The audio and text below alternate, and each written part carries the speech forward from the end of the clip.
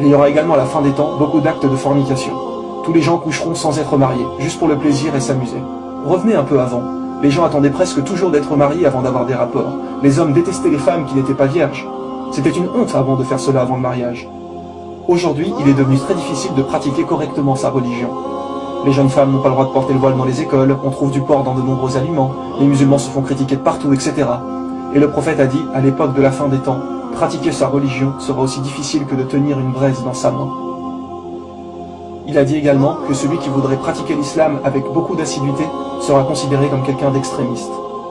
Quand aujourd'hui, vous ne voulez pas écouter de musique, pas boire du tout d'alcool, toujours manger halal, ne pas fréquenter de mauvais endroits. Les gens disent très souvent, doucement, il ne faut pas en faire trop non plus, ne sois pas extrémiste. Eh bien ça, mes frères et sœurs, notre prophète nous l'avait bien également prédit. Parmi les signes de la fin du monde, on accusera l'honnête de trahison et on fera confiance aux traîtres. Et ceux qui gouverneront le monde seront ceux qui le mériteront le moins. Les liens familiaux seront rompus. Quand l'homme obéira à sa femme et se montrera irrespectueux à l'égard de sa mère, quand il favorisera son ami et s'éloignera de son père. Nous le voyons également tous les jours, malheureusement. Les forces de police et de sécurité se multiplieront. Ne voyons-nous pas de plus en plus de policiers autour de nous ?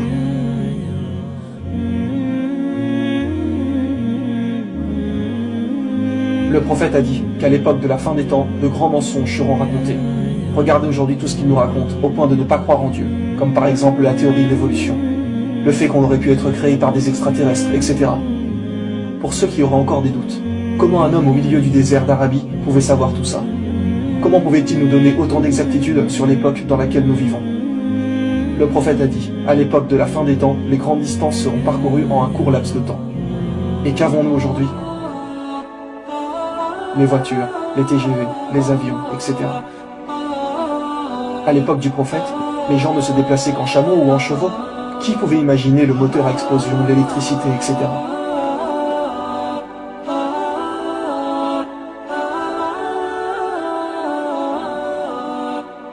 Vous savez, même sans parler de religion, la science nous prouve que nous sommes dans la fin des temps.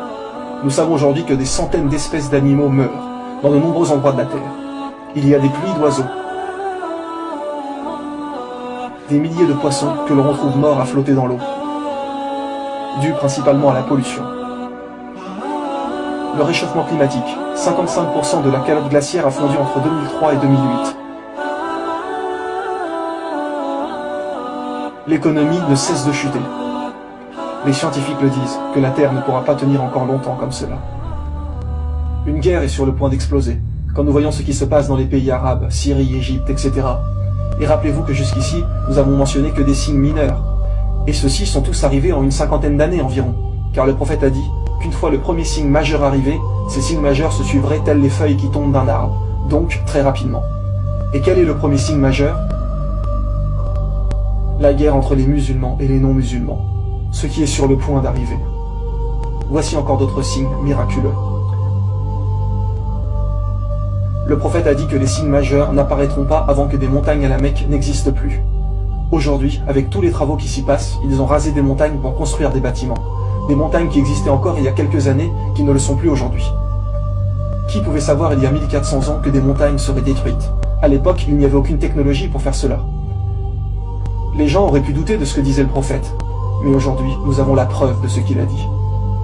Il a également mentionné que si vous voyez la Mecque trouée, c'est que la fin des temps est proche.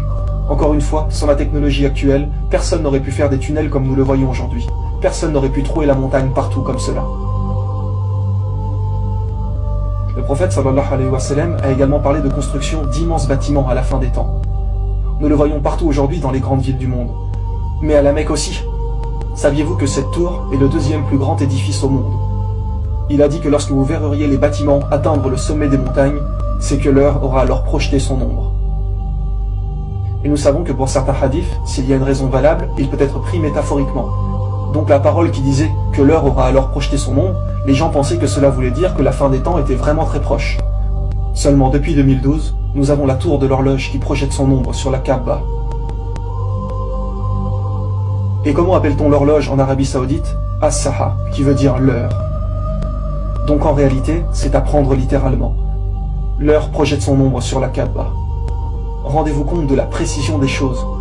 Le prophète nous a tout dit, pour que nous comprenions et sachions que la fin des temps est très proche. Pourquoi ont-ils construit cette tour? Certaines personnes se diront. Mais sachez que ceux qui gouvernent l'Arabie et qui l'ont fait construire ne sont pas du tout des gens bien. Nous ne critiquerons pas plus par principe. Mais depuis maintenant plus d'1 an, l'heure projette son ombre sur la Kaaba. Mes frères et sœurs, nous sommes tous témoins des signes de la fin des temps. L'intérêt de cet épisode n'est pas de faire peur aux gens. Nous devons faire confiance en Allah. Oui, l'heure est effectivement proche, mais seul Allah en connaît la date exacte. Le but de cet épisode est de vous rappeler que le jour du jugement arrive à grands pas. Ainsi que bien évidemment notre mort à tous. Alors mes frères et sœurs, faites le maximum, donnez tout ce que vous pouvez, délaissez vraiment les péchés. Ne nous laissons pas tenter par cette vie qui est sur le point de disparaître.